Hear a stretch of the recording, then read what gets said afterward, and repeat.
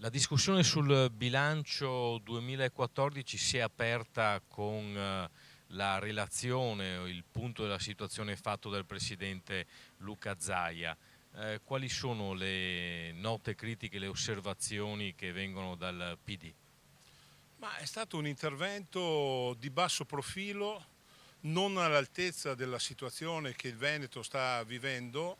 Io mi aspettavo da Zaia che facesse il punto della situazione sulle emergenze, ma soprattutto su quale Veneto vogliamo per i prossimi anni. Questo è il bilancio, sostanzialmente l'ultimo bilancio importante di questo Consiglio, e quindi tracciare un consuntivo sulle cose fatte e su quello che Zaia vuole mettere in campo con questa finanziaria sarebbe stata la cosa più logica.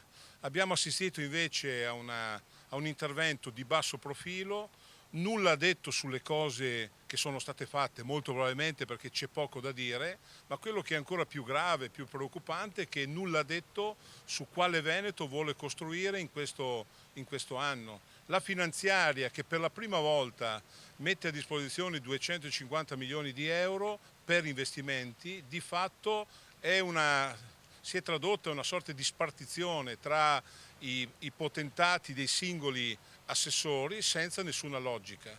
Non c'è una logica su come si vuole intervenire sull'emergenza.